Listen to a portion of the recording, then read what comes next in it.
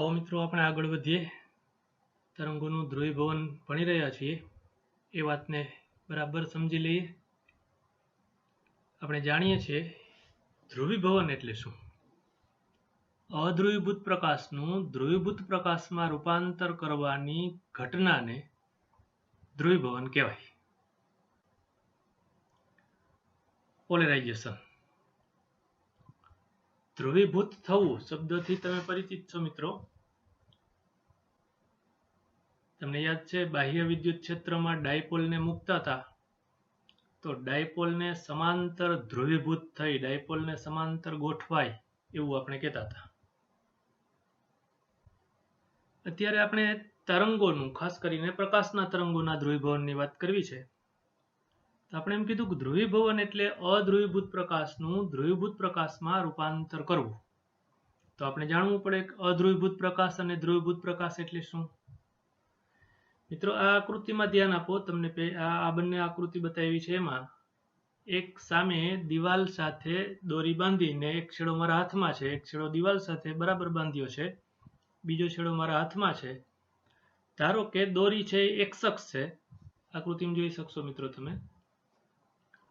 હવે મારા હાથમાં જે બિંદુ છે એને હું તમારી આકૃતિમાં દર્શાવ્યા મુજબ y અક્ષની દિશામાં એટલે ઉપર નીચે દોલનો કરાવી શકું।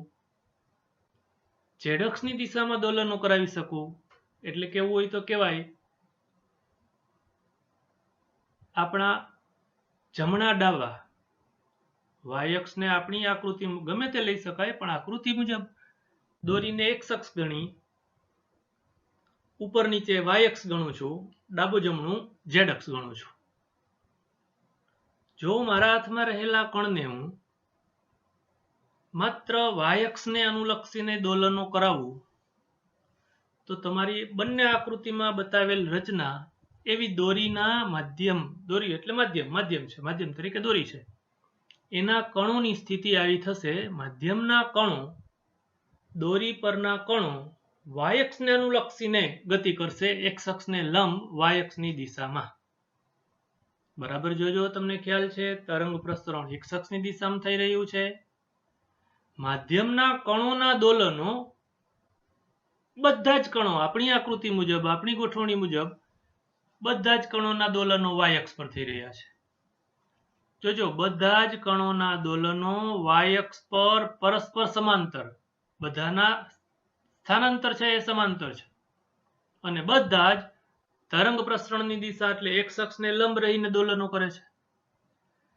જો હું આવા જ લઉં તો આવા તરંગોને રેખીય ધ્રુવીભૂત તરંગ કહેવામાં આવે છે।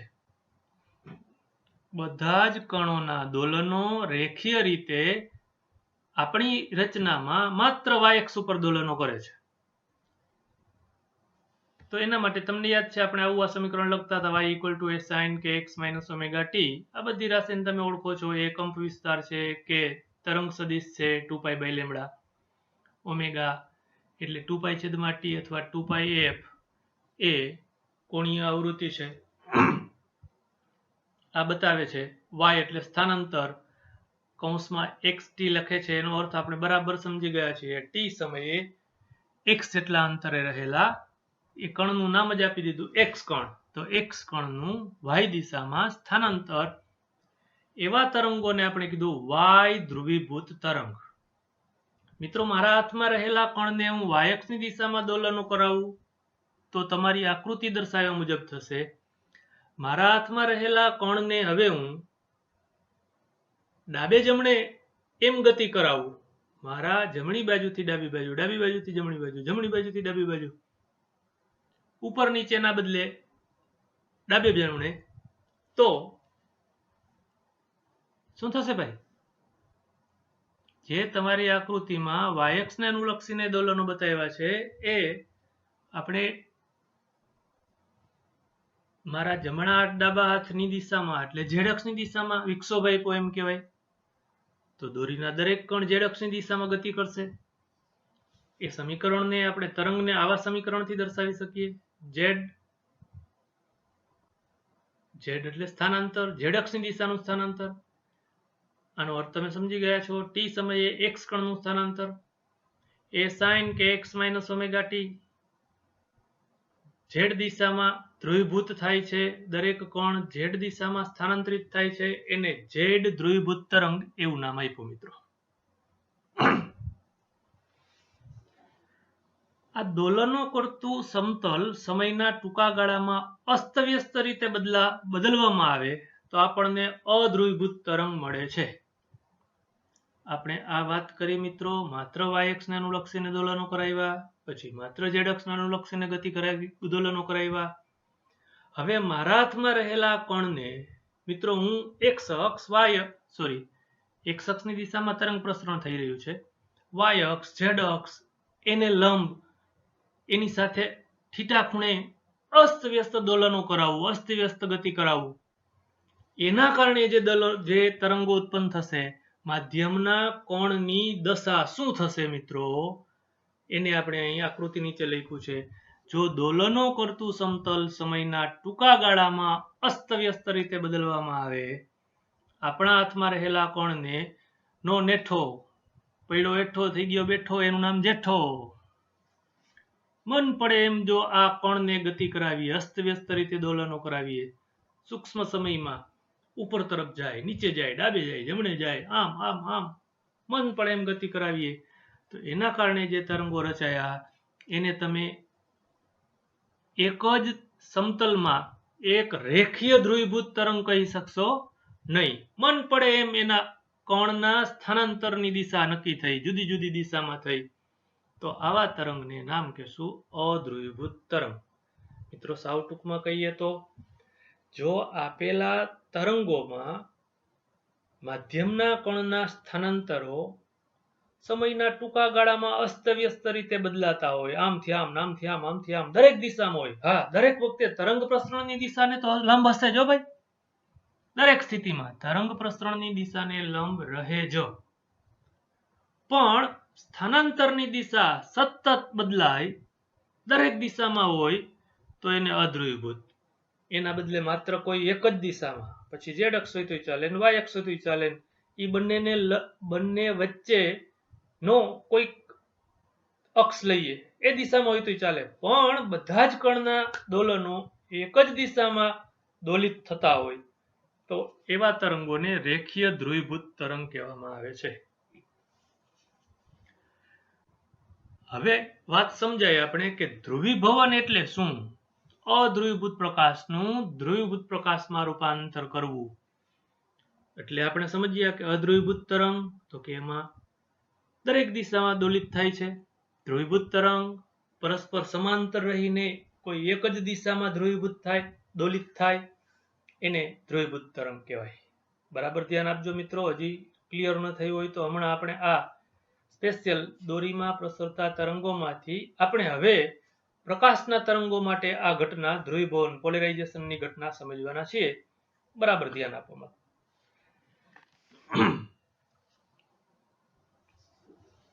આપણે અત્યારે જુદી જુદી 3 રીતે ધ્રુવીભવન જોવાના છીએ. આ તમારી સામે જે અત્યારે ત્રણેય કિસ્સામાં પ્રકાશનું જ ધ્રુવીભવન કરવાના છીએ. તમારી સામે છે એને એમ બોલાય ટુર્મેલિન પ્લેટની મદદથી ધ્રુવીભવન. આના પછીનો કિસ્સો આપણે ભણવાના છે પ્રકીર્ણનથી ધ્રુવીભવન, અને પછી ભણશું હમણાં જ પ્રકાશની મદદથી ધ્રુવીભવન. તો અત્યારે તમારી સામે છે એ કિસ્સાને બરાબર સમજો મિત્રો, એનાથી તમને ધ્રુવીભવન શું છે એ વધુ પાક્કું સમજાશે, સ્પષ્ટ થશે. હું જે ટુર્મેલિન પ્લેટ બોલ્યો એ આ ટુર્મેલિન પ્લેટ છે મિત્રો. ટુર્મેલિન સ્ફટિકનો આપણા પાસે અનિયમિત આકારનો પદાર્થ હોય તો એને યોગ્ય રીતે એની થિકનેસ 1 થી 2 mm જેટલી બને એવી પ્લેટ બનાવવામાં આવે. હવે આ પ્લેટ ટુર્મેલિનની પ્લેટ છે મિત્રો. ટુર્મેલિનના બંધારણનો આ એક આગવો ગુણધર્મ છે કે એની અંદર રહેલા અણુઓ જે દિશામાં ગોઠવાયેલા હોય, જોજો મિત્રો અહીં આ જે રેડ પેનથી મેં ટપકા કર્યા છે એ અણુઓ ગોઠવાયેલા છે, આ દિશામાં અણુઓની સાંકળ બનેલી છે, આમ ગોઠવાયેલા છે. આ ધ્રુવક અથવા પોલેરાઇડ આ ટુર્મેલિનમાં આ અણુઓ લાંબી સાંકળ ધરાવતા અણુઓના બનેલા છે, જેઓ કોઈ ચોક્કસ દિશામાં ગોઠવાયેલા હોય છે. સીધી નરી આંખે નહીં દેખાય મિત્રો, પણ આપણે સમજી શકીએ એટલે મેં તમને કીધું, સ્પષ્ટ લખ્યું છે. આ અણુઓની લાઈન છે, આ દિશામાં એની સાંકળ ગોઠવાયેલી છે. તો હવે જ્યારે આના પર વિદ્યુત ચુંબકીય તરંગો આપાત કરીએ, મિત્રો ધ્યાન આપજો જરા, વિદ્યુત ચુંબકીય તરંગો આપણે પાઠ ભણવાનો બાકી છે, પણ સમજી શકશો તમે. 11માં થોડો ખ્યાલ આવ્યો હતો. વિદ્યુત ચુંબકીય તરંગો પ્રકાશના તરંગો. આ પ્રકાશના તરંગોમાં વિદ્યુત અને ચુંબકત્વ, વિદ્યુત ક્ષેત્રના આંદોલનો એને કેપિટલ E વડે દર્શાવશું અને ચુંબકીય ક્ષેત્ર એને કેપિટલ B વડે દર્શાવશું. તો આ વિદ્યુત ચુંબકીય તરંગો ઇલેક્ટ્રોમેગ્નેટિક વેવ્સ એટલે એમાં E વિદ્યુત ક્ષેત્ર અને B ચુંબકીય ક્ષેત્ર બંનેના દોલનો એ બંને પરસ્પર લંબ હોય અને એ બંને પાછા તરંગ પ્રસરણની દિશાને લંબ હોય. અત્યારે આપણે એની જરૂર નથી, અહીં ધ્યાન આપો. આ જે અણુઓની લાઈન છે, આ અણુઓની ગોઠવણી છે, આ સાંકળ ધરાવતા અણુઓ છે, એની લાક્ષણિકતા છે કે એના પર જ્યારે વિદ્યુત ચુંબકીય તરંગ આપાત થાય ત્યારે જે વિદ્યુત ક્ષેત્ર સદિશ E આને સમાંતર હોય, આ અણુઓને લાઈનને સમાંતર હોય, એનું શોષણ થઈ જાય છે. એને લંબ એટલે આ ડોટેડ લાઈન, આ ડોટેડ લાઈન, આ ડોટેડ લાઈન ત્યાં લખ્યું છે, એને નામ આપશું દગ અક્ષ. એને સમાંતર વિદ્યુત ક્ષેત્રના ઘટકો પારગમન પામે છે. આપેલ ટુર્મેલિન પ્લેટમાંથી સોસરવા નીકળીને પડદા પર એની તીવ્રતા જોવા મળે છે. ન મજા આવી મિત્રો, ફરીથી ધ્યાન આપો. આ ટુર્મેલિન સ્ફટિકની આ એક આગવી વિશેષતા છે, આ એનું આગવું બંધારણ છે કે એના અણુઓ જે રીતે સાંકળ બનાવીને ગોઠવાયેલા છે, હવે એના પર જ્યારે વિદ્યુત ચુંબકીય તરંગ આપાત થાય ત્યારે એ વિદ્યુત ચુંબકીય તરંગમાં રહેલા વિદ્યુત ક્ષેત્ર સદિશ E, જે સદિશ E આને સમાંતર હશે, આ અણુઓની ગોઠવણીને સમાંતર હશે, એનું એમાં શોષણ થઈ જશે અને એને લંબ એટલે તમારી આકૃતિમાં મિત્રો આ લાઈન, આ હું પોઈન્ટરથી બતાવું છું, તે લાઈન, એ લાઈન અથવા એ દિશાને નામ આપવાના છે આપણે દગ અક્ષ. દગ અક્ષને સમાંતર હશે એટલા સદિશ E ના દોલનો પારગમન પામશે, બહાર નીકળશે. આને આપણે દગ અક્ષ એવું નામ આપવાના છે મિત્રો. દગ અક્ષ એક દિશા છે, દગ અક્ષ એક દિશા છે. તમને આ ટુર્મેલિન પ્લેટમાં આ ડોટેડ લાઈન વડે દર્શાવેલ દિશા એ દગ અક્ષ છે. મિત્રો ટુર્મેલિન પ્લેટને તોડીને જોવામાં આવે તો એમાં ક્યાંય દગ અક્ષ ફિઝિકલ દેખાતી નથી, પણ દગ અક્ષ એક દિશા છે. આપણે નક્કી કર્યું કે ટુર્મેલિન પ્લેટ પર, સાંભળજો, સમજજો બરાબર, ટુર્મેલિન પ્લેટ પર આવો અધ્રુવીભૂત પ્રકાશ આપાત કરીએ ત્યારે, ફરીથી અધ્રુવીભૂત પ્રકાશ એટલે એમાં સદિશ E ના દોલનો તરંગ પ્રસરણની દિશાને લંબ દરેક દિશામાં થતા હશે. તો આવા દરેક દિશામાં થતા E ના દોલનો પૈકી જેટલા E ના દોલનો આને સમાંતર હશે, હવે અણુઓની લાઈનને ભૂલી જઈએ, આપણે આમ જ કહીએ કે દગ અક્ષને સમાંતર હશે એટલા પારગમન પામશે. દગ અક્ષને લંબ હશે, આ દિશામાં સદિશ E હશે, એનું સંપૂર્ણ શોષણ થશે. હવે તમારો પ્રશ્ન હશે કે અધ્રુવીભૂત પ્રકાશ હોય તો એમાં E ના દોલનો દગ અક્ષને સમાંતર હશે, એને લંબાઈ હશે અને એની સાથે જુદા જુદા ખૂણો બનાવતા દિશામાં પણ આ વિદ્યુત ક્ષેત્રના સદિશ E દોલનો થતા હશે. તો એનું શું થાય? ફરીથી મિત્રો, અધ્રુવીભૂત પ્રકાશ એટલે આવો પ્રકાશ, આને આ ટુર્મેલિન પ્લેટ, આ જ સ્થિતિમાં ગોઠવાયેલ ટુર્મેલિન પ્લેટ ઉપર આપાત કરવામાં આવે તો તમે સમજી શકશો મિત્રો કે આ મેં અત્યારે પોઈન્ટર રાખીને તમને બતાવું છું, એ વિદ્યુત ક્ષેત્રનો ઘટક સદિશ પારગમન પામશે જ્યારે અહીં ધ્યાન આપો મિત્રો, આ સદિશ છે, એ દગ અક્ષને લંબ છે તો એનું પૂરેપૂરું શોષણ થશે. હવે તમારો પ્રશ્ન છે મિત્રો કે આનું શું થાય, આનું શું થાય, આનું અથવા આ અથવા આવા બીજા સદીશો કે જે નથી દગ અક્ષને સમાંતર નથી દગ અક્ષને લંબ, તો મિત્રો એવા સદીશોના ઘટકો લેશું જે ઘટક દગ અક્ષને સમાંતર હશે એ પારગમન પામશે. અહીં ધ્યાન આપજો મિત્રો, બરાબર જુઓ. ધારો કે આ દગ અક્ષને સમાંતર દિશા છે, અત્યારે હું તમને બતાવું છું એ દગ અક્ષને સમાંતર છે. એની સાથે અહીં આ થીટા અંશના ખૂણે જો આ સદિશ ઈ હોય એને હું એના કંપ વિસ્તારને E0 વડે દર્શાવું તો મને કહો તો આ E0 નો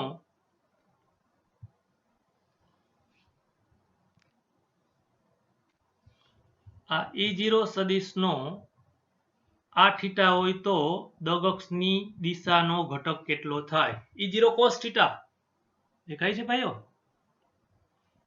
એવી રીતે એને લંબ ઘટક એટલે કે આ દિશા પરનો ઘટક આનો આ દિશાનો ઘટક E0 sin થીટા, તો આ E0 sin થીટા છે એ દગ અક્ષને લંબ થયો, E0 cos થીટા દગ અક્ષને સમાંતર થયો, તો આ E0 cos થીટા એમાંથી પારગમન પામશે જ્યારે E0 sin થીટાનું શોષણ થશે.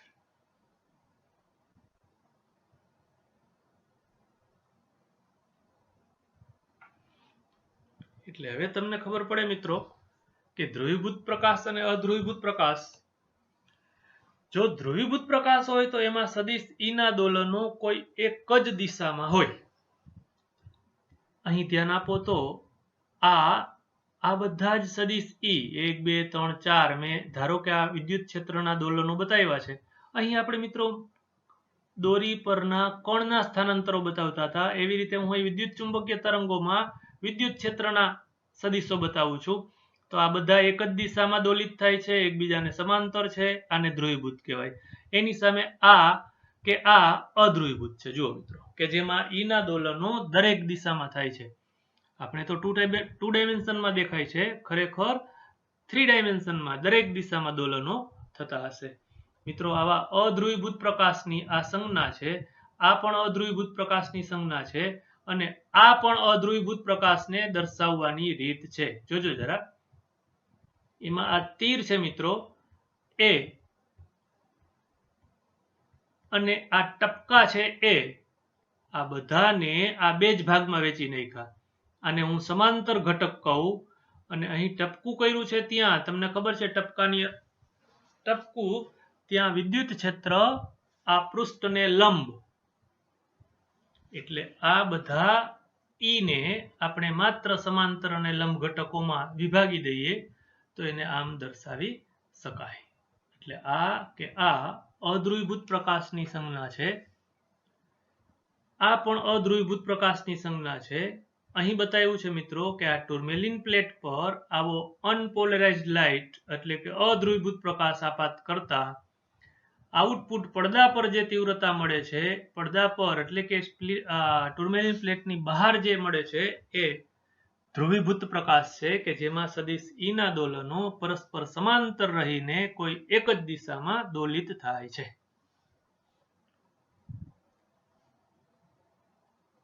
હા મિત્રો, આ આકૃતિઓ તમને રકમ તમારી ટેક્સ્ટ બુકમાં આપી છે એ વાત આપણે હવે સમજવી છે. એમાં શું છે તો કે આ એક સિંગલ ટુર્મેલિન પ્લેટ હતી, એના બદલે બે ટુર્મેલિન પ્લેટ રાખીએ, બે ટુર્મેલિન પ્લેટ એકબીજા પર રાખીએ. આ એવો કિસ્સો છે કે બંનેની દગ અક્ષ એકબીજાને સમાંતર છે. જુઓ મિત્રો, સરખું જુઓ તો ખ્યાલ આવે. આ P1 અને P2 બંને પ્લેટ ની દગ અક્ષ એકબીજાને સમાંતર છે, જ્યારે અહીં પરસ્પર લંબ છે, ફરીથી અહીં સમાંતર છે અને અહીં સમાંતરય નથી લંબય નથી. એ આ કિસ્સો છે. જુઓ આ વચ્ચેની આકૃતિ અત્યારે હું પોઇન્ટરથી બતાવી રહ્યો છું, એમાં P1 અને P2 બે પ્લેટની દગ અક્ષ વચ્ચેનો ખૂણો આ આકૃતિમાં 0, આ આકૃતિમાં 90 અને આ આકૃતિમાં તમે અહીંથી આમ બંનેની દગ અક્ષની કલ્પના કરી અને બે વચ્ચેનો ખૂણો સમજી શકો, જોઈ શકો, થીટાંશનો ખૂણો છે. તો પહેલી વાત આપણે લઈએ કે એક જ પ્લેટ હોય એના પર પ્રકાશ આપાત કરવામાં આવે તો આઉટપુટમાં શું જોવા મળે. અને પછી જોઈએ કે એક સાથે બે પ્લેટ હોય તો એની આઉટપુટમાં શું થાય એ વાત જોવી છે મિત્રો. બરાબર ધ્યાન આપજો. તમારી ટેક્સ્ટબુક થી થોડું આગળ આપણે વાત વિચારીએ. ધારો કે મારા પાસે એક ટુર્મેલિન પ્લેટ છે. આની આગળનો પીરિયડમાં તમે થોડો વિડીયો દ્વારા જોયું મિત્રો, એ ફરીથી જરૂર લાગે તો એકવાર જોઈ લેજો. મારા પાસે એક ટુર્મેલિન પ્લેટ અને એક પ્રકાશ ઉદ્ગમ છે. આ પ્રકાશ ઉદ્ગમમાંથી ઉત્સર્જાતો પ્રકાશ ધ્રુવીભૂત છે કે અધ્રુવીભૂત છે એ ભાઈ ચાખીને કે ઊંઘીને ન ખબર પડે, એ આપણે નક્કી કરવું છે. ટુર્મેલિન પ્લેટ નક્કી કરી દેશે. ટુર્મેલિન પ્લેટ વર્ગીકૃત કરી દે છે, બંને પ્રકાશને વર્ગીકૃત કરી દે એટલે ટુર્મેલિન પ્લેટને આપણે એનાલાઇઝર કહેશું અને એ પોલેરાઇઝર પણ છે. પોલેરાઇઝર એટલે ધ્રુવીભવન કરનાર, ધ્રુવક. એનાલાઇઝર એટલે એ નક્કી કરી દેશે કે આપેલ ટુર્મેલિન પ્લેટ પર આપાત થતો પ્રકાશ ધ્રુવીભૂત છે કે અધ્રુવીભૂત એ નક્કી કરી દેશે. મારી સાથે ચાલજો મિત્રો. મારા પાસે એક ટુર્મેલિન પ્લેટ છે, એક પ્રકાશ ઉદ્ગમ છે. આપણે એક પ્રયોગ દ્વારા નક્કી કરવો છે કે આ પ્રકાશ ઉદ્ગમમાંથી ઉત્સર્જાતો પ્રકાશ ધ્રુવીભૂત છે કે અધ્રુવીભૂત. જોજો મિત્રો. હવે આવો કંઈક પ્રયોગ વિચારીએ છીએ આપણે.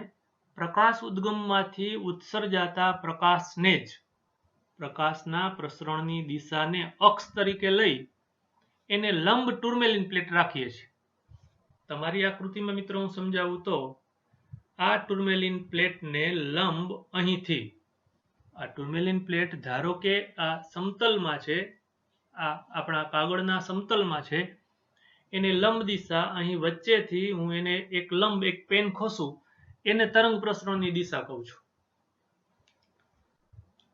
તરંગ પ્રસરણની દિશાને લંબ એવું આ ટુર્મેલિન પ્લેટનું પૃષ્ઠ છે. હવે જો વિચાર કરો તમે, આ અક્ષને અનુલક્ષીને પ્લેટને આપણે ઘુમાવવી છે અને એના પર પ્રકાશ આપાત કરવો છે. મારી સાથે બરાબર સમજજો, ચાલજો, વિચારજો અને મનમાં જવાબ આપજો. હવે આ ટુર્મેલિન પ્લેટ પર પ્રકાશ આપાત કર્યો મિત્રો.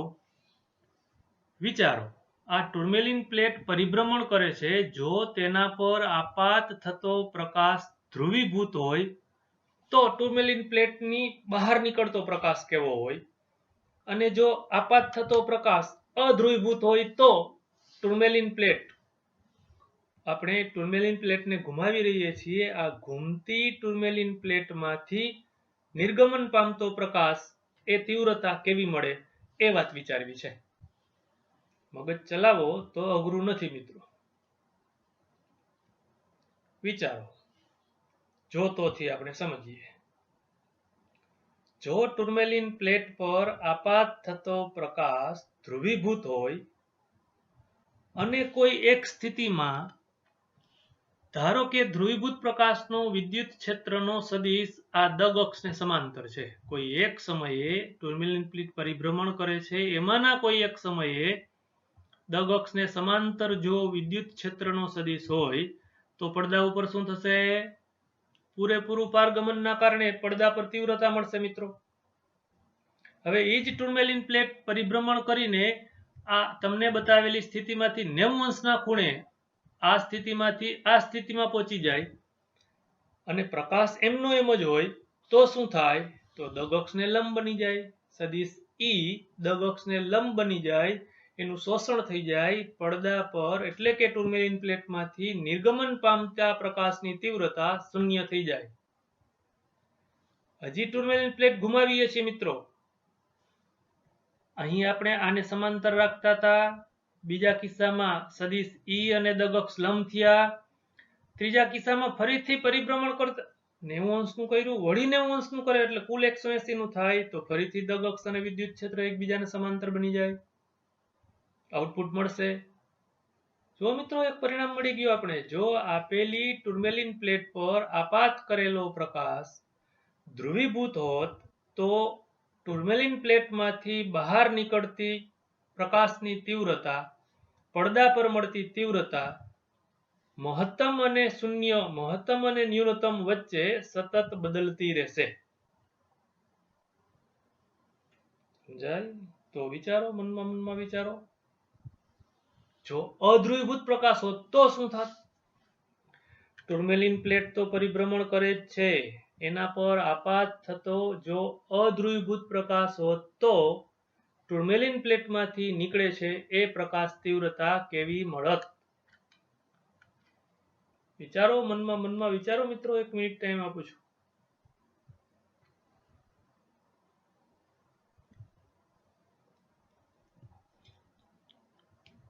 આવું કંઈક પૂછ્યું છે મિત્રો. આ ટુર્મેલિન પ્લેટ પરિભ્રમણ કરે છે અને એના ઉપર આવો અધ્રુવીભૂત પ્રકાશ આપાત કર્યો છે. તો પડદા પર શું થાય? એટલે કે ટુર્મેલિન પ્લેટમાંથી નિર્ગમન પામતો પ્રકાશ કેવો હશે?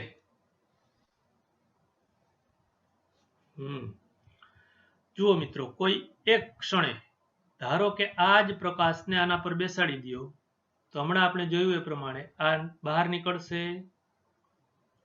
આનું સંપૂર્ણ શોષણ થશે. જો આ 45 અંશનો ખૂણો હોય તો આનું 50% એટલે તમે એમ કહેશો E0 cos 45 એટલો ઘટક પારગમન થશે. E0 sin 45 એનું શોષણ થશે. એવું ને એવું આનું E0 cos 45 પારગમન, E0 sin 45 શોષણ. મિત્રો આવા બધા જ 45 ના બદલે બધા જ ખૂણા તમે વિચારો તો બધા જ ઘટકોના કોસ ઘટક પારગમન, સાઇન ઘટક શોષણ. કયો તો મને બહાર તીવ્રતામાં શું થશે? વિચારો.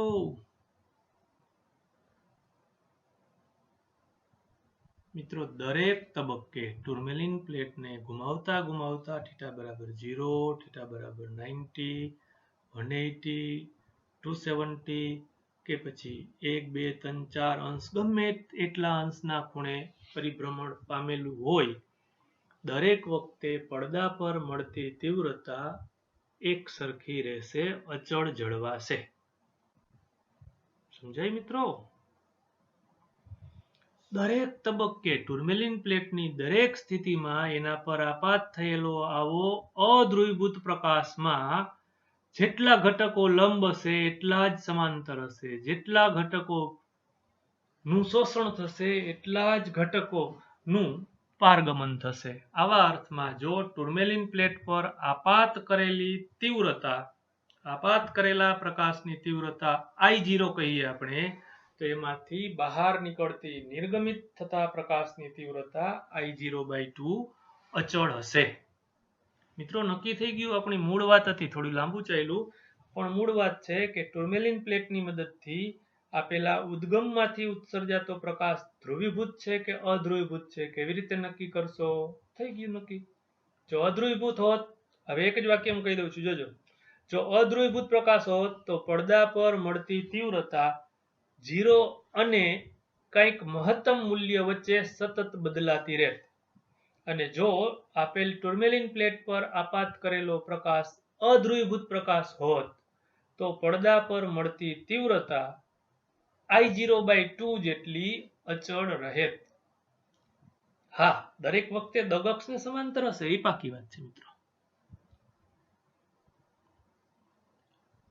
હવે આપણે વાત લેવી છે મિત્રો, એક સાથે બે પ્લેટ હોય, બે પ્લેટ વચ્ચેનો ખૂણો આ આકૃતિમાં θ બરાબર 0, આ આકૃતિમાં θ બરાબર 90 અને આમાં આપણે વ્યાપક રીતે એમ કહીએ θ બરાબર θ છે. બે પ્લેટની દગક્ષ વચ્ચેનો ખૂણો θ છે. તો એ બંને પ્લેટનું તંત્ર છે એના પર પ્રકાશ આપાત કરીએ તો એનો આઉટપુટ પડદા પર શું મળે? જુઓ મિત્રો, મેં આ વાત અહીં આવી આકૃતિ દ્વારા સમજાવવાનો પ્રયત્ન કર્યો છે. આ અધ્રુવીભૂત પ્રકાશ છે, આ એક પ્લેટ, એની સાથે મિત્રો આપણે આકૃતિ તો આમ જ દોરવી પડે ને. 3D હોય તો આપણે સમજી શકીએ, આ 2D માં 3D આકૃતિ દોરવી પડે. આ બંને દગક્ષ એકબીજાને સમાંતર નથી, લંબાઈ નથી, બે વચ્ચેનો કંઈક ખૂણો છે θ. જુઓ અહીં બતાવ્યો છે, આ θ ખૂણો છે.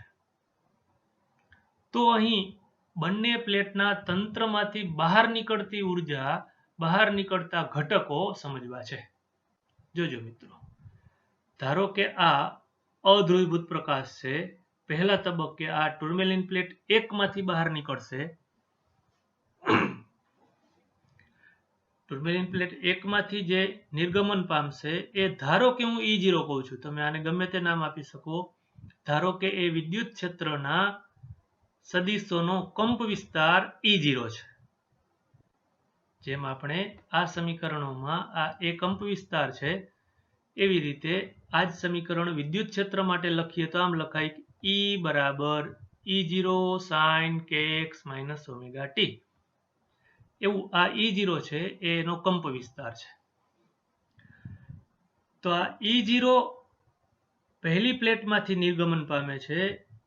એવા ઘટકો હવે આ બીજી પ્લેટ કે જે જોજો મિત્રો આ E0 ને જ અહીં બતાવ્યા છે કે જે આ પ્લેટ 1 ના દગ અક્ષને સમાંતર છે. આની સાથે જ્યારે એ થીટા ખૂણો બનાવે છે, દગ અક્ષ સાથે E0 થીટા ખૂણો બનાવે છે, તો આપણે અગાઉ 2 વખત સમજ્યા એ મુજબ E0 cos થીટા E0 નો ઘટક દગ અક્ષને સમાંતર ઘટક E0 cos થીટા પારગમન પામશે અને E0 sin થીટા નું શોષણ થશે. મિત્રો આ આકૃતિમાં જુઓ તો માલસનો નિયમ સમજવામાં સરળતા રહેશે. અહીં E0 કંપ વિસ્તાર છે, તો આપણે ખબર છે મિત્રો તીવ્રતા કંપ વિસ્તારના વર્ગના સમપ્રમાણમાં હોય. તો અહીં મેં લખ્યું છે પ્લેટ 1 માંથી નિર્ગમિત પ્રકાશની તીવ્રતા એના કંપ વિસ્તાર E0 ના વર્ગના સમપ્રમાણમાં હોય. મિત્રો આમાંથી બહાર નીકળતા તરંગની કંપ વિસ્તાર એમ જ બોલાય. હવે કંપ વિસ્તાર E0 cos થીટા થઈ ગયો, તો ફરીથી એના માટે લખી શકીએ હું, એટલે કે ટુર્મેલિન પ્લેટ 2 માંથી નિર્ગમિત પામતા પ્રકાશ માટે એની તીવ્રતા એના કંપ વિસ્તારના વર્ગના સમપ્રમાણમાં છે. મિત્રો આ સમીકરણ 2 કહું અને સમીકરણ 1 કહું, 2/1 લઉં તો મને મળશે I બરાબર I0 cos square theta. Theta એટલે એમ બોલાય બંને પ્લેટની દગ અક્ષ વચ્ચેનો ખૂણો, I0 એટલે પ્લેટ 2 પર આપાત થતા પ્રકાશની તીવ્રતા અને I એટલે બંને પ્લેટના તંત્રમાંથી નિર્ગમિત થતા પ્રકાશની તીવ્રતા. સમજી શકશો મિત્રો, બંને પ્લેટ જો એકબીજાને સમાંતર હોય, થીટા બરાબર 0 હોય કે પછી થીટા બરાબર 90 હોય, થીટા બરાબર 180 હોય, તો આના પરથી તમે તરત જ ગણી શકશો. ઇવન 0, 90, 180 સિવાયના કોઈ પણ અંશનો ખૂણો હોય તો તરત જ તમે બીજી પ્લેટમાંથી નીકળતા નિર્ગમન પામતા પ્રકાશની તીવ્રતા ગણી શકશો. અહીં આપણે જે પરિણામ મેળવ્યું હતું, વિચાર્યું હતું, એ જરા આની મદદથી ચકાસી શકાય મિત્રો. આ તો કે થીટા બરાબર 0 છે, તો શું થશે? પૂરેપૂરી પ્લેટ 1 માંથી જેટલું નિર્ગમન થશે એ પૂરેપૂરી તીવ્રતા જો થીટા બરાબર 0 હોય તો પ્લેટ 1 માંથી જેટલી તીવ્રતા બહાર મળશે એટલી જ બીજીમાંથી મળશે. અને જો આ સ્થિતિ હોત, બંને પ્લેટ એકબીજાને લંબ હોત, તો પહેલી પ્લેટમાંથી જેટલું નિર્ગમન થયું એ બધું જ બીજી પ્લેટની દગ અક્ષને લંબ થવાના કારણે શોષાઈ જશે. અહીં મળશે cos સ્ક્વેર 90, cos 90 એટલે ધોરું, તો તીવ્રતા શૂન્ય થઈ ગઈ.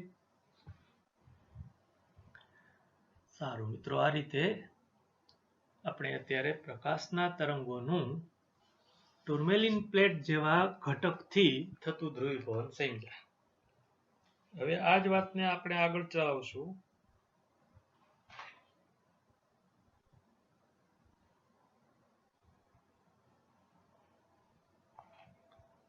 ધ્રુવીભવનની બીજી રીત, પ્રકીર્ણન દ્વારા ધ્રુવીભવન, એ સમજશું.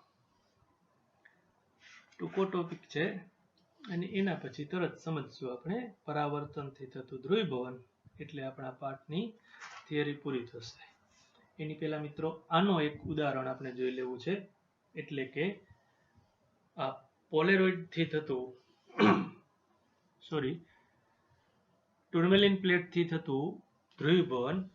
આપણે જે માલસનો નિયમ તાર્યો એને રિલેટેડ એક તમારું ટેક્સ્ટબુકનું ઉદાહરણ 8મું છે, એ જરા જોઈ લઈએ. જો મિત્રો મસ્ત વાત છે, જરા ઇમેજિનેશન કરજો અને જરૂર લાગે તો તમે ગણો ત્યારે 2 એવી કાગળની ટુર્મેલિન પ્લેટ બનાવવી, 2 નહીં 3, તરત જ સમજાઈ જશે. અહીં ધ્યાન આપજો મિત્રો. રકમ કંઈક તમને આવી આપે છે, જ્યારે એક પોલેરોઇડ તકતીને એકબીજાને લંબ રાખેલ, ફરીથી જ્યારે એક પોલેરોઇડ તકતીને એકબીજાને લંબ રાખેલ બીજી બે પોલેરોઇડની વચ્ચે રાખી ભ્રમણ આપવામાં આવે છે ત્યારે નિર્ગમન પામતા પ્રકાશની તીવ્રતાની ચર્ચા કરો. જોજો મિત્રો, પહેલી પ્લેટ આકૃતિમાં ધ્યાન આપજો. પહેલી પ્લેટ અને ત્રીજી પ્લેટ એ બંને તો એકબીજાને લંબ રાખી જ દીધી છે, એને હવે આપણે ઘુમાવવાના નથી. એ બંનેની દગ અક્ષ એકબીજાને લંબ છે, પણ વચ્ચે ફરીથી આકૃતિમાં આ ધ્રુવક એટલે પોલેરોઇડ 1 અને ધ્રુવક 3 એ બંને એકબીજાને લંબ છે. ફરીથી મિત્રો, આકૃતિમાં તમને લંબ ન દેખાય, વ્યવહારિક વાત છે, લંબ છે. એની વચ્ચે આ એક P2 1 અને 3 નંબરની પ્લેટની વચ્ચે પ્લેટ નંબર 2 એને નામ આપીએ P2 એ ગોઠવાયેલી છે. હવે એને ઘુમાવવી છે. એમાં કોઈ એક સ્થિતિ આપણે લઈએ. ધારો કે બરાબર પેલા રચના સમજો મિત્રો કેમ ગોઠવાયેલી છે. P1 અને P3 એકબીજાને લંબ છે. એની વચ્ચે ધારો કે P1 સાથે આ P2 થીટા ખૂણો બનાવે છે.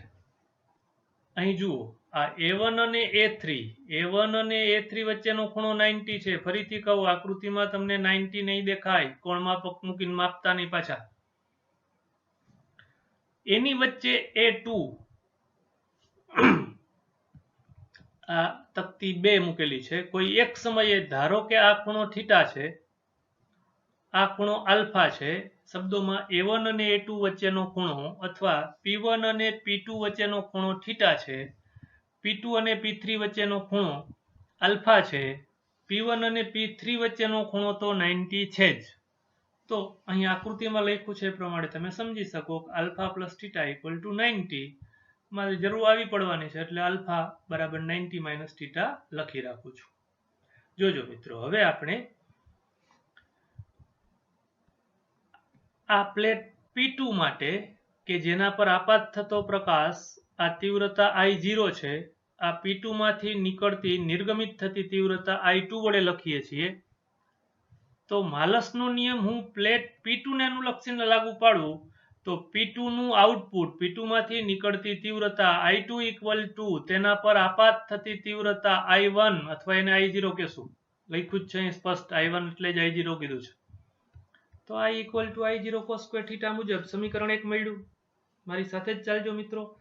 હવે હું તમને એમ કહું કે ધ્રુવક P3 ત્રીજા નંબરની પ્લેટ પર આપાત તીવ્રતા કેટલી છે? તો કે I1, સમીકરણ 1 I1 cos સ્ક્વેર થીટા. અને અહીં હું I3 લખું, એને બોલું પ્લેટ 3 નું આઉટપુટ, પ્લેટ 3 માંથી નિર્ગમિત થતી તીવ્રતા. તો એને ફરીથી માલસના નિયમ પ્રમાણે બરાબર જોજો મિત્રો. P3 ધ્રુવક માટે માલસનો નિયમ I બરાબર I0 cos સ્ક્વેર આલ્ફા. જોજો, અહીં થીટો લખ્યો તો ચાલત ના, આપણા દાખલામાં આપણે સંજ્ઞા નક્કી કરી છે એ પ્રમાણે નહીં ચાલે ભાઈ. જોજો માલસનો નિયમ I બરાબર I0 cos square theta. I0 એટલે આપાત થતી તીવ્રતા, I એટલે નિર્ગમિત પામતી તીવ્રતા, અને માલસના નિયમના સૂત્રમાં થીટા એટલે દગક્ષ અને એના પર આપાત થતા વિદ્યુત ક્ષેત્રના ઘટક વચ્ચેનો ખૂણો. તો પ્લેટ 3 માટે આ I એટલે પ્લેટ 3 માંથી નીકળતી તીવ્રતા, આ I2 એટલે પ્લેટ 3 પર આપાત થતી પ્રકાશની તીવ્રતા, અને આલ્ફા એટલે તમને અહીં બતાવ્યો છે તે 2 અને 3 પ્લેટ વચ્ચેનો ખૂણો. ઓકે મિત્રો, તો સમીકરણ 1 પરથી હું લખું છું I2 ની જગ્યાએ I1 cos square theta into cos square alpha. બસ, હવે ચારા કર્યા છે, અહીં 4 વડે ગુણ્યા છે અને 4 વડે ભાગ્યા છે. કહેતા નહીં પાછા ઉડાડી દીધું એમ. જુઓ તો ખરા શું કામ 4 વડે ગુણ્યા છે અને ભાગ્યા છે. આ cos સ્ક્વેર થીટા એમને રહેવા દીધા. આલ્ફાની જગ્યાએ લખ્યું 90 માઇનસ થીટા. મારે અહીં એવી જરૂર હતી એટલે બદલીને રાખ્યું હતું આપણે. એ કિંમત અહીં મૂકી દીધું. આખા ગામને ખબર છે cos 90 માઇનસ થીટા એટલે sin થીટા વર્ગ હતો તો sin સ્ક્વેર થીટા. સારું લાગે એટલે આ બગડાને આ 4 ને આ બગડો અહીં અને બીજું બગડું અહીં આ રીતે લખ્યું. એ જ રીતે cos થીટા અને cos theta into cos theta, sin square theta અને sin theta into sin theta. ખબર છે તમને મીંડા ગલગલિયા થવા આવ્યું શું કામ કર્યું એ 2 sin theta into cos theta એટલે sin 2 થીટા એટલે થયું sin સ્ક્વેર 2 થીટા. યાદ છે ને ઓલી અવધિનું સૂત્ર હતું r equal to v0 square sin 2 theta by g. એવી રીતે આ i3 આના પર આધારિત છે. આ પદ sin સ્ક્વેર 2 થીટા મહત્તમ તો i3 મહત્તમ કેટલું i0 by 4. જોજો મિત્રો સરળ ગણિત છે. આ પદ 1 થવા માટે sin સ્ક્વેર 2 થીટા 1 થવા માટે 2 થીટા 90 થવું જોઈએ. 2 થીટા 90 થવા માટે થીટા 45 થવો જોઈએ તો sin સ્ક્વેર 2 થીટા 1 થાય મહત્તમ. અને ત્યારે ત્રીજી પ્લેટમાંથી નિર્ગમિત તીવ્રતા મહત્તમ મળે I0 by 4. આમ થીટા બરાબર 45 એટલે કે પહેલી પ્લેટ અને બીજી પ્લેટ વચ્ચેનો ખૂણો 45 નો બનશે. સમજી શકશો તમે બીજી અને ત્રીજી વચ્ચે પણ 45 જ બનશે. ત્યારે પડદા પર મળતી તીવ્રતા મહત્તમ I0 by 4. જ્યાં I0 એટલે શું છે મિત્રો ભૂલ કરતા નહીં, પ્લેટ 1 પર આપાત નહીં, પ્લેટ 1 માંથી નિર્ગમિત થતી ઉર્જા છે, તીવ્રતા છે. ખાલી જાણ માટે તમે સમજી શકો કે થીટા બરાબર 0 90 180 હોત આમાં મૂકીએ આપણે થીટા બરાબર 0 તો sin 0 0 એટલે તીવ્રતા શૂન્ય થઈ જાય. એ જ રીતે 90 180 માટે એને આપણે કીધું I મિનિમમ શૂન્ય થાય. ઓકે મિત્રો, હવે આપણે પ્રકીર્ણન દ્વારા દ્રવ્યવહન સમજવું છે એ આના પછીના ટોપિકમાં